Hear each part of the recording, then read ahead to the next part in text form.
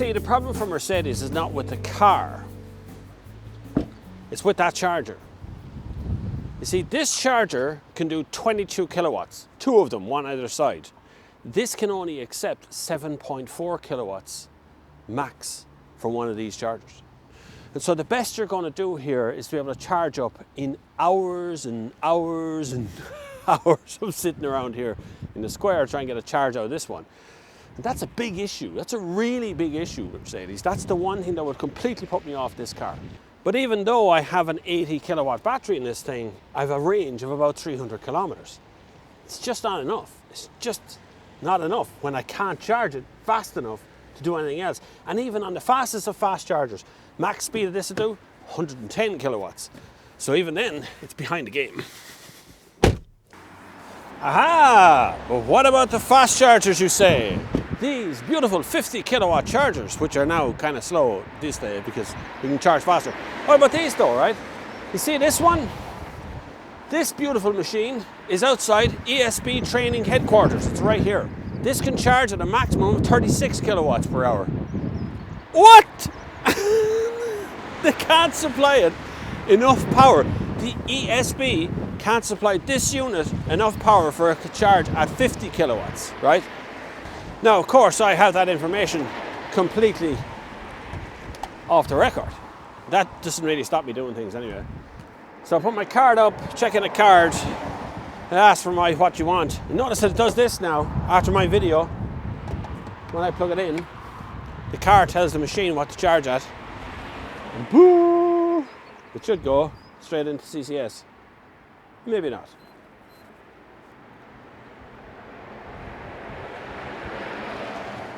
Connecting. It's always very boring. Still not connected. It's not charging. I'm not charging right now. Wait, now it says charge ended by user. Well, yep, I didn't do that. Oh, no, it's clicking. It's making noises.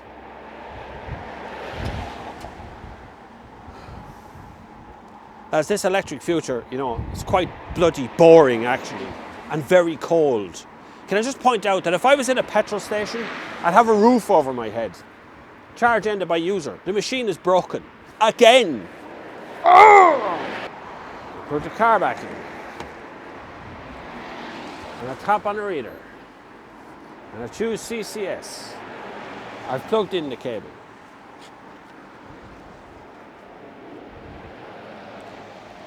The infrastructure is shit. Simple as that. This is ridiculous. This is stupid. Me standing here in a cold, wet, miserable Sunday morning trying to get a charge on a machine that's supposed to be working. And it's not. Wait, it's working again. It's decided to work now. Fear not, my technical prowess has let me to reset the whole thing so I can fix it. Okay, so I'm going to look at what it's charging at, which is 33, 38, 33, about 37 kilowatts what it's charging at. So not to 50. And it's starting to rain. This electric life, lads, this is your future of electric cars. Enjoy that thought. When I say this is your future, I literally do mean this is the future of these electric cars. I'm charging a 31 kilowatt from a half broken machine back here. I won't be charged here fully until 12:21, which is 1 hour and 20 minutes away. I'm at 64% charge now, so I don't really need a charge just because it's empty. I decided to figure out what is good or bad. But this is such a kind of a short range vehicle that's very frustrating. Very frustrating. 300 kilometers, you will get 280 to 300 kilometers without doubt. You'll definitely get the range it says, but it's missing some things. Mercedes, I need some lights on the dashboard. Tell me how charged it is from the outside of the car, so when someone walks up to me, they can see if I'm charging or not charging. Okay. 2, I want something here that stays on the dashboard. When I open the car, that comes up, but I want that to stay up. I want that to stay up. Why would you want that to stay up all the time, Bob? Well, I'll tell you. Because when I'm sitting here and I'm looking at my phone or I'm trying to pass some time while I get another charge, I'd like to know how far the charge has gone along without starting the car. Now it's lashing rain. People running left, right, and centre, and I can't get out of the car to stop the charge to continue driving. I'll use my other camera to show you what the rain is like outside. There you go. How good is that rain? You see, the screen goes completely blank when I'm not doing it. If I open the door now, I get that lovely screen, which is what I want. Okay, and can I point out as well, I'm charging 31 kilowatt, but I'm paying for this charge at 31 cent per kilowatt. So I'm paying to slow charge.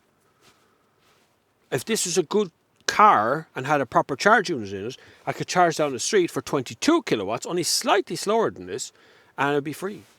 Right, I got bored, I got out, turned it off. Now I'm wet. See, there's no roof over this. There's no roof over any fast chargers. Like, I'm wet and it's miserable and it's cold and it's like living in communist Russia. Actually, they probably do it better, in fairness. They like their cars. They like their Mercedes as well. Look, here I am at 190 kilometers range now. Let's go through the good bits. We'll worry about the bad bits in a minute. Good bit. There's tons of acceleration. Tons. Like, your chest just deflates when you put your foot down, which is wonderful. But all electric cars do that. They all do. I'd happily trade my 0 to 60 time being much longer for much more range. This is an 80 kilowatt battery in this yoke, so it's a big battery. Yeah, I should be able to go to the moon, like, but I can only do about 300 kilometers. And the biggest problem of it all is that it charges so slowly. Even off my EV box last night, 7.4 kilowatt, the best it would do was 3.4.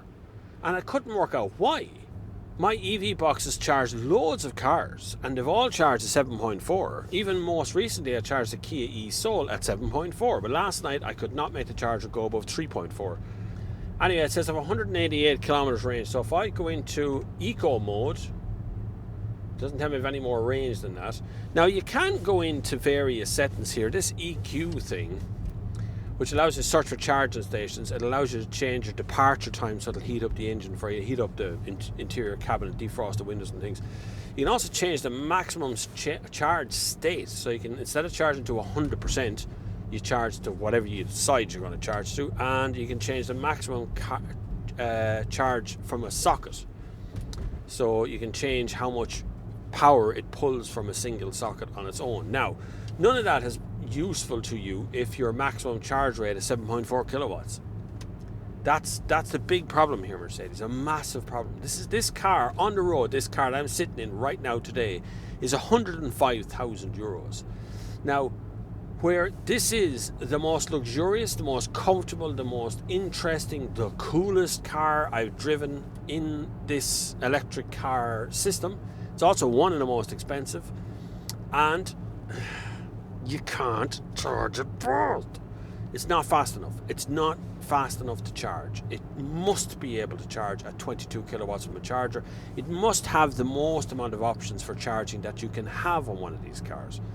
That's a massive issue. Now, Mercedes are bringing out a range of EQ things. Don't speak to me. She's going to talk to me now because I said her name. Shut up. The company is going to bring out a range of EQ cars, and if they don't address the issues around the charging structure part of it, it's going to fail miserably. The point of what Audi have done, where they've done more with the E-Tron, has been all about charging. They've worked out their whole charging network very, very quickly and understood that people want to go on with their journey. They don't want to sit around looking at a screen here forever. And that's my bugbear. If I go home right now with 187 kilometers range, 186 just went down, and I charge that to the rest of it, it'll be tomorrow before it's charged from a 7.4 kilowatt. It just seems to be a mess. We're not ready for this.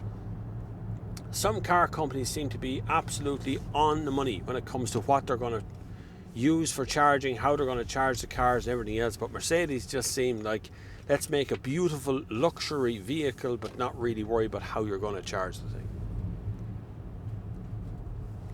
On the flip side of all of that, this car handles the best, drives the best, has the best range of equipment. It seems to be able to change lanes on motorways. It's able to just cruise forever and never really seem to use a whole lot of range. It actually tells you the range you've got left is the real range you've got left. If you drive it like a proper car and not like a hooligan, you will get the 300 kilometer range from it. It's fairly effortless to use an electric car. You wouldn't know it was an electric car unless I told you. If you sat in here and you just weren't aware of cars, you sat in here beside me and I took off, other than it being remarkably quiet in here, you wouldn't know it was an electric car. And it is remarkably quiet. These windows are double glazed. The whole cabin just sits and churns up miles all of the time. I adore the car. It is without doubt one of the finest cars I've driven in the last 12 months. But living electric, from the living of the point of view, paying 105,000 euros to sit in the rain while I'm waiting for it to fast charge because it won't charge at 22 kilowatts from an ordinary charger, and because charging it at home takes forever, would just drive me bananas. I would end up driving it back down to my Mercedes dealership and handing it back because it would drive me insane to watch that thing just charge all the time. And you can rationalize that in your head all you want. You can sit back as an EV owner or whatever going, well, I don't mind. It actually sits outside my door for 12 hours a day doing absolutely nothing. So I don't want to have it plugged in all the time. I want to drive. Here's the thing we all want. I want to replace a diesel car with an electric car. So I want to drive until it's empty, charge it up in a reasonable amount of time, and drive until it's empty again. And that empty has to be closer to 500 kilometers. That's what Volkswagen are after. That's what the other competition are after as well. I'm sure Mercedes are after that as well. But this is a beautiful machine that I absolutely adore. But God, it is so heavily compromised on the charging structure, on the way it charges, how it charges, and how your ability to charge at speed isn't catered for properly at all. Mercedes reckon you're not in a hurry, and I am in a hurry all the time. And now that thing is up. Online service is currently unavailable. Please check your Mercedes settings. It's asked me to look there. That tells you all you need to know about the customers for this car. It says search for artist Elton John. There you go now. What do you want to do? Search for artist Elton John. Can you say that again, please? Search for artist Elton John. It's written on the screen. What can I do for you? Frustration now. Search for artist Elton John. Nah, it's given up. Technology, lads. Technology is such a pain in a hole. Really is. This is an outstanding vehicle. Really, truly, honestly outstanding vehicle. It is beautiful to drive. It is so cosseted on the road. The suspension is so soft and supple, and the steering is just nicely weighted. The cabin is such a fine place to be. You feel like you're arriving in this car. It feels such a luxo barge. And yet the technicals behind it just aren't right. It's just not right. Can't charge it fast enough. And that voice control thing just seems to go, I don't know. It gave me a script, like. So thank you very much for watching. Hopefully you've learned all you need to know about the Mercedes EQC. If you have any more questions, leave the message down below and I will answer that. There's also a list of links in the comment section that you can help support this channel to keep it free and keep it independent from the car companies, because I don't want to be begging bowl that direction. It's always independence I seek. Join me on Sunday for the Sunday service, which is at 2 p.m. on a Sunday. We do a live stream. You can do that as well, which is also quite fun. And I do tend to leave a little bit behind the scene thing after this little bit of the video, so you can watch that if you want to. Anyway, whatever happens, thank you very much for watching, and until the next time, I will see you on the far side. Please hang up and try again. Morning, gang. A bit of a different challenge this morning. I'm dropping back the Mercedes EQC this morning. I was charging it last night. I have 244 kilometers, over 3/4 of a tank.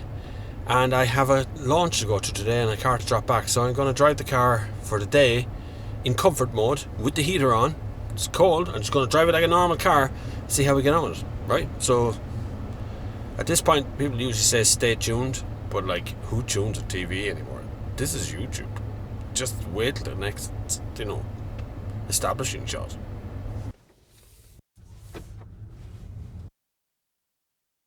.244, man. And this rangeometer thing tells you what you're doing as well. So see what that comes up with, right? Literally just remarking I might slow down to like 90 or 100 kilometers an hour, try and save electricity. Look what I found on the road. Nissan Leaf doing the same thing. This is gonna, the future of electric cars is going to be very slow. I tell you, the face of people driving electric cars at that speed, you just sit there, bored out of their mind.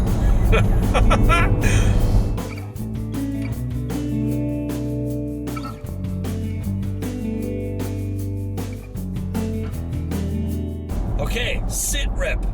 We are 41 kilometers in, or 216 kilometers left, and I have 30 kilometers left to my destination, and we're hitting traffic now just outside of Newbridge. On that new section of motorway, on the N7, 120 kilometers on, everyone's doing 100, but anyway, and it's so quiet. It's not quiet, it isn't here. Not sound. That double glazing and all, it works so well when you're moving along a road like this. It really is such a pleasant cabin. God, Mercedes, you did such a good job on this. Just wish the bloody charging thing was right. Not. Now this traffic is where electric cars really win, because you get a little bit of electricity back in every time it brakes. And you're moving slow that you very rarely use a whole lot of energy to do this. Plus you can pretty much sit, like if you're sitting in traffic for any length of time, if I had to stop here because there's a collision ahead or something, I have enough electricity to go on for a couple of days. I have an 80 kilowatt battery. It's a great big battery underneath there. It's a weird little bridge to put into the middle of it, isn't it? 2.4 meter max headroom. Doesn't say anything about max weight. I think this car is quite heavy, but we'll try it. Here we go. I was not expecting this as an entrance to the gate up. My God, that sounds dangerous.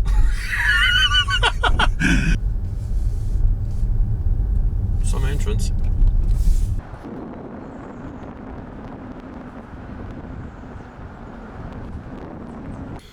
Right, made it to Mercedes, dropping the car back. Let's have a look at our numbers. 99 kilometers made today at 27 kilowatt hours per 100 kilometers. Okay, average speed is 63, 1 hour 35, driving of 176 kilometers left on my range.